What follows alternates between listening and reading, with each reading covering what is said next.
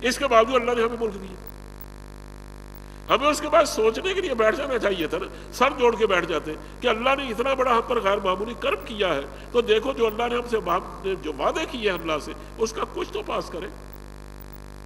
اور آپ میں میرے خیال میں ابھی تک ایسی بڑی عمروں کے لوگ موجود ہوں گے جنہوں نے اپنے کانوں سے یہ نعرے سنے ہوں گے کہ پاکستان کا مطلب کیا, لا الہ الا اللہ. وہ کہاں گیا لا الہ الا اللہ؟ پنجاب یونیورسٹی کے ایک پروفیسر نے, اب میں نام لے کر کیا اس جگہ کو گندہ نہیں کرنا چاہتا, اس شخص نے, یہاں وہ پڑھاتا تھا اس زمانے میں, کسی نے اسے کچھ نہیں کہا کہ تم کیا بکواس کرتے.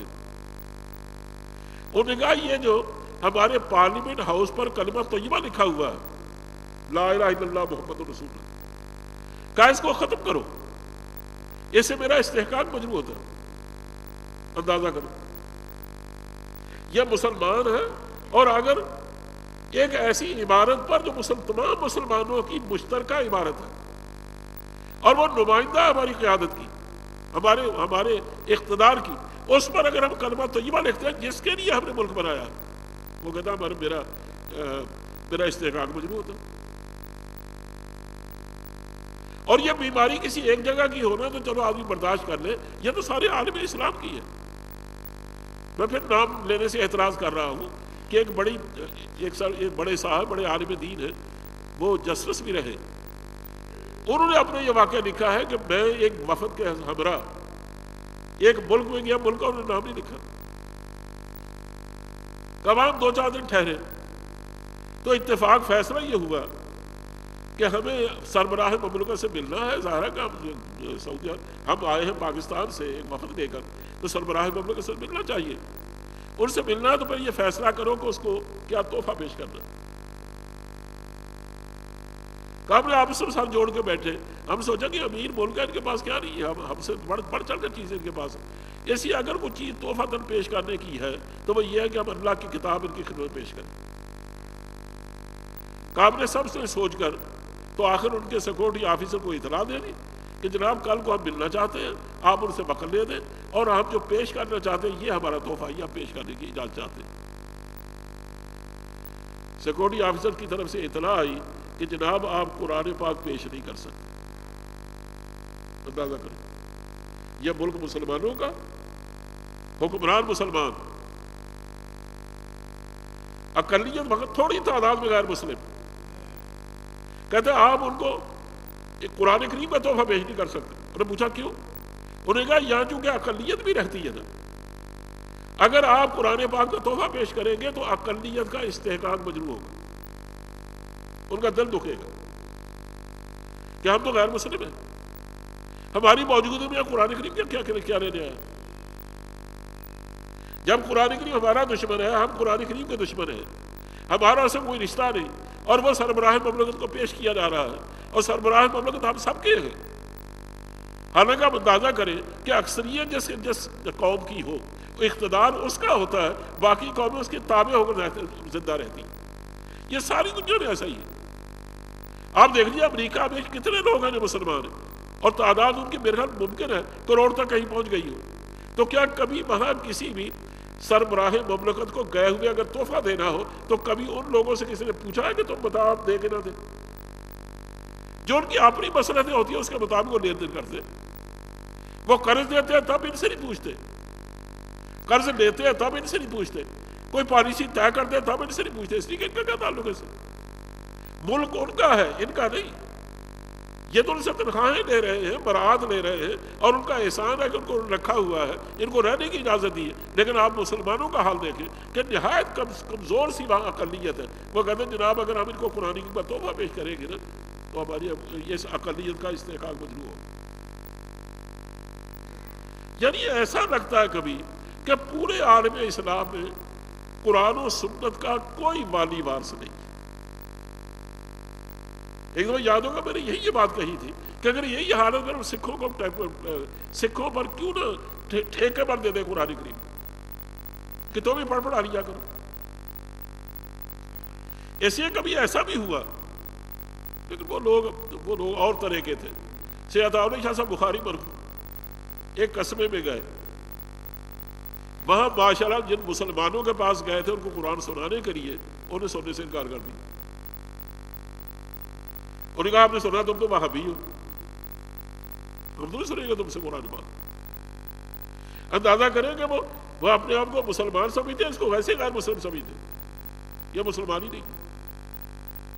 سکھ اکٹھے ہو کر آئے, انہوں نے کہا شاہ صاحب یہ آپ سے قرآن نہیں سننا چاہتے, ہم سننا چاہتے ہیں, ہمیں سنایا. چنانچہ شاہ صاحب نے وہاں 2-2.5 گھنٹے تک توحید پہ تقریر کی سکھوں کے مجمع میں, ان کو قرآن کریم پڑھ کے سنایا.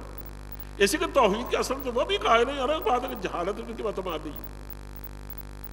یعنی ان کو قرآن پاک سنایا, وہ سن گئے, لیکن مسلمانوں نے سننا گوارا نہیں کیا. اندازہ کریں جب کوئی قوم اپنے اصل سے اور اپنے اصل مرجع سے اتنا دور ہٹ جاتی ہے تو اس کے ساتھ اللہ کیا معاملہ کرتا ہے اللہ ہی بہتر جانتا ہے.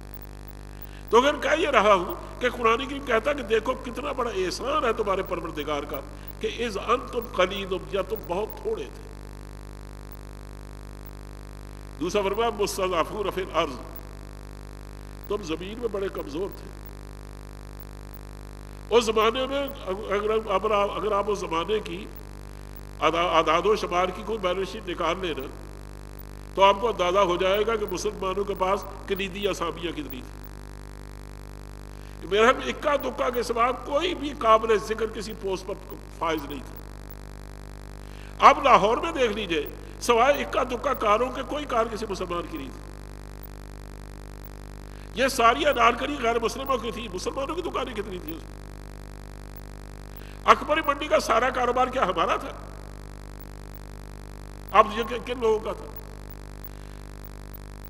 منڈیوں میں جو لوگ کام کرنے والے تھے آڑت کاروبار ہندو کرتا تھا, اب پلے دار ہم ہوتے تھے, ہم پلے داری کرتے تھے. جو بڑے بڑے جاگیردار تھے وہ بھی ہندو تھے, اور پھر انہوں نے بڑے طریقے سے ان کو ایک نیا نعرہ دے رکھا تھا کہ چلو تم زمینیں سنبھالو, ہمیں نہیں چاہیے زمینیں. اور نے کہا کہ ادم کھیتی مندم ویپار.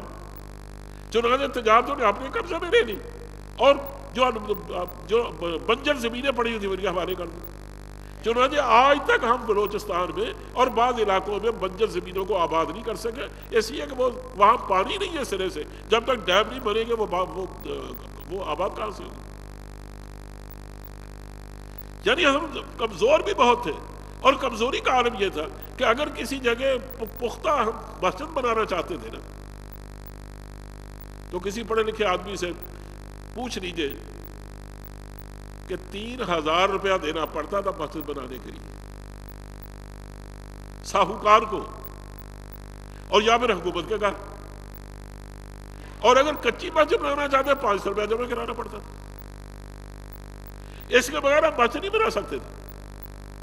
حالانکہ نبی کریم صلی اللہ علیہ وسلم نے ضرورت کے تحت مساجد بنانے کا حکم دیا تھا, اور یہی فرمایا تھا من بنا للہ مسجدا بن اللہ لہ یوم القیامہ, جو آدمی اللہ کے لیے مسجد بناتا ہے اللہ قیامت کے دن اس کے لیے گھر بناتا ہے. لیکن انگریز نے آپ پر پابندی لگا رکھی تھی کہ تم مسجد نہیں بنا سکتے, اگر بناؤ گے تو پہلے اتنی فیس ادا کرو. چلو اس زمانے میں تو آپ گالیاں دے لینا, انگریز کو بڑا بڑا کہنے, یہ ہمارا ملک ہے نا, اپنے اللہ کے نام پر لیا تھا. آپ کو خبر ہے کہ کسی جگہ مسجد بنانی ہو تو اس کی اجازت لینے کے لیے کیا پاپڑ بیلنے پڑتے ہیں. کوئی حفظ خانہ بنانا ہو نا, کوئی محلے والے چاہیں کہ آپ اپنے یہیں بچوں کو حفظ کی تعلیم دینے کے لیے باہر کے حفظ خانہ بنا رہے اور حافظ صاحب کو بٹھا دیں, نہیں بٹھا سکتے آپ. اگلے دن پولیس آئے گی اس کو اٹھا کے لے جائے گی. میں نام نہیں لیتا, یہاں میرے خیال میں وہ قرآن پاک کی تعلیم بھی دیتے رہے.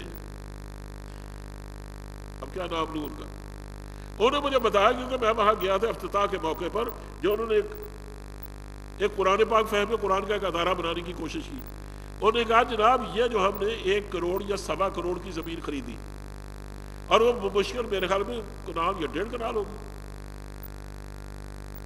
پیسے انہیں ادا کیے, ان کے شاگردوں نے ادا کیے, اور حلال اور طیب پیسہ سارا خرچ کیا, اور پھر انہوں نے چکر لگانے شروع کر دیے محکموں کے. تو چھوٹے بڑے تمام آفیسر نے یہ بات کہی کہ جناب آپ چاہیں تو آپ کے نام کا نقشہ منظور کر سکتے ہیں، لیکن اگر آپ چاہیں نا کہ یہاں کے دینی ادارے کا مطلب نقشہ منظور کریں، وہ ہمارے بس کی بات نہیں ہے، اس کے لیے تو آپ کو وزیر اعظم سے ملنا پڑے گا۔ اور وزیر اعظم سے ملنے کا کیا مطلب ہے؟ آج وہ وعدہ کرے گا کل پھر جائے گا، وہ تو جھوٹوں کی دنیا ہے۔ یعنی اندازہ کریں کہ کل کو جو کام 500 روپے دے کے ہو جاتا تھا نا، آج ہم اس کا 5 کروڑ بھی خرچ کر ڈالیں رشوت میں، تو پھر شاید کام ہو جائے تو ہو جائے، ورنہ کوئی سیدھے طریقے سے کام ہونے کا کوئی امکان نہیں ہے۔ اور یہ باسنا اپنا ملک ہے۔ تو اللہ فرماتا تھا یاد تو کرو کہ ہم نے کتنے برے حالتوں میں اٹھایا، کہ تم تھوڑے تھے، ہم نے پھر بھی تمہیں ایک بڑا ملک دیا، اور تم کمزور تھے، ہم نے تمہاری کمزوریوں کو دور کیا۔ اور کہا پھر یہ کہ وہ زمانہ جو کہ تھا جمہوریت کا، اور جمہوریت میں ظاہر ہے کہ ایک ووٹ کی طاقت ایک ہی ہوتی ہے نا، جن کے بعد جتنے بندے ہوں گے اتنا اس کو علاقہ مل جائے گا اور اتنی باتیں اس کی چل جائیں گی۔ کہا جمہوریت کی وجہ سے تخافون تخطفکم الناس، تم ڈرتے تھے کہ لوگ تمہیں اچک کے نہ لے جائیں، کہ تم اتنی تھوڑی تعداد میں ہو۔ ایک طرف تو 31 کروڑ آدمی، دوسرے طرف 9 کروڑ آدمی۔ وہ کہتے ہیں کہ ہم جو ملک بنانا چاہتے ہیں وہ جمہوری ملک ہے جس میں کسی مذہب کا کوئی تصور نہیں، اور تم کہتے ہو کہ ہم ایک مذہبی ملک بنانا چاہتے ہیں، اور ہم ان ملکوں اور علاقوں میں چاہتے ہیں یہاں علاقے آپس میں ملے ہوئے ہوں سارے مسلمانوں کے، تاکہ وہاں ہم آزادی سے اسلام نافذ کر سکیں۔ یہ تمہارا مطالبہ، اور کتنا جینوئن مطالبہ، اس کے باوجود کہتے ہیں یہ کیسے ممکن ہو سکتا ہے کہ اکثریت کچھ کہتی ہے کہ غیر اسلامی ملک ہونا چاہیے، غیر مذہبی، اور تم اقلیت والے کہتے ہو کہ اسلامی مذہب ہونا چاہیے، تو ظاہر تمہیں تو اچکنے جائے گی دنیا، تم ڈرتے تھے تو لوگ ہمیں کھا جائیں گے۔ اللہ فرماتا ہے اس کے باوجود فآواکم، اس نے تمہیں ٹھکانہ بخشا۔ یہ الگ بات ہے وہ ٹھکانہ ہماری اپنی غلطیوں کی وجہ سے، اس کی ہمیں کیا قیمت ادا کرنی پڑی۔ ریڈ کرف پر ہم نے اعتماد کیا تو کیوں کیا؟ یعنی کافر پر اعتماد کرنے کا کیا معنی؟ ابوالکلام نے پیغام بھیجا کہ خدا کے لیے تم مجھے اپنا دشمن سمجھتے ہو، لیکن میں اندرونی حالات سے واقف ہوں، میں تمہیں مشورہ دیتا ہوں۔ یہ لیاقت علی خان نے پیغام بھیجا کہ یہ بٹوارہ قبول نہ کرنا جب تک فوجیں برما سے واپس نہ آ جائیں۔ اور جب بڑے صاحب کو یہ بات کہی گئی تو انہوں نے کہا یہ جو ہمارا دشمن ہے اس میں وہ دشمنی کی بات ہوگی، ایسی کمرے میں بٹوارہ ہو گیا۔ نتیجہ اس کا کیا ہوا کہ ہمارے جو مہاجر نکلے ان کا کوئی سنبھالنے والا نہیں تھا۔ راستوں میں سکھوں نے قتل عام کیا، ان کو بچانے والا کوئی نہیں۔ لے دے کہ چند بلوچ، ایک بلوچ رجمنٹ مختصر سی، وہ کہیں پہنچ جاتی تو کوئی خیریت سے پہنچ جاتا، ورنہ گاڑیوں کی گاڑیاں کٹی پھٹی پاکستان میں داخل ہو رہی تھی۔ جو لوگ یہ کہتے ہیں کہ یہ ملک ہم نے بغیر ایک نکسیر پھوٹے بھی، یعنی بغیر خون کا قطرہ بہائے بنایا ہے، میرا خیال ہے اس سے بڑے دھوکے کی اور بات نہیں ہو سکتی۔ کوئی ملک یاد رکھو، آج جزائر کو بڑی قیمت ادا کرنی پڑی آزادی کی، لیکن وہاں بھی 10 لاکھ انسان قتل نہیں ہوئے، یہاں 10 لاکھ انسان قتل ہوئے۔ یہاں 63,000 بہو بیٹیاں وہ اس راستے میں کام آئی ہیں جن کا کوئی پتہ نہیں کہ آج وہ کہاں ہے، کس کے گھر میں بچے دے رہی ہیں۔ یہ اس قوم کی بیٹیاں ہیں کہ جس کی ایک بیٹی ناہید نام کی، جو سراندی سے جاتی ہوئی راستے میں اغوا ہوئی، یا راستے میں اس کو پکڑنے کی کوشش کی گئی لیکن اس نے پناہ لی ایک جنگل میں، اس نے اپنے خون سے خط لکھا حجاج بن یوسف جیسے ظالم آدمی کو، انہوں نے کہا کل کو تیرا دامن ہوگا اور میرا ہاتھ، میں اللہ کے سامنے تجھے پوچھوں گی کہ تجھے اللہ نے اقتدار دیا تھا اور میں رسوائی کی زندگی گزارتی رہی، تو نے مجھے کہاں بچایا؟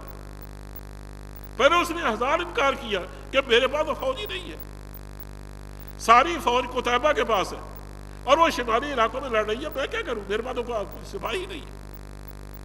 لیکن جب اس نے یہ خط پڑھا نا تو بے چین ہو کر ٹہلنے لگا اپنے کمرے میں، سندھ کا جو اس کا نقشہ لٹک رہا تھا اپنے پہلو سے خنجر نکالا اور زور سے مارا، انہوں نے کہا میں سندھ کے خلاف اعلان جنگ کرتا، اور اپنے داماد اور بھتیجے کو بلا کر یہ کہا کہ تم ایک نوعمر لڑکے ہو، میں سمجھتا ہوں کہ تم شاید کوئی نہ کوئی کر گزرو، اگر اپیل کرو، میں بھی اپنے سے کوشش کرتا ہوں، زیادہ سے زیادہ 11,000 آدمی دینے میں کامیاب ہوئے، اور راستے میں پھر ساتھ لوگوں لیتے رہے، اور جب تک پوری تاریخ کا پہیہ نہیں جام کر دیا، بلکہ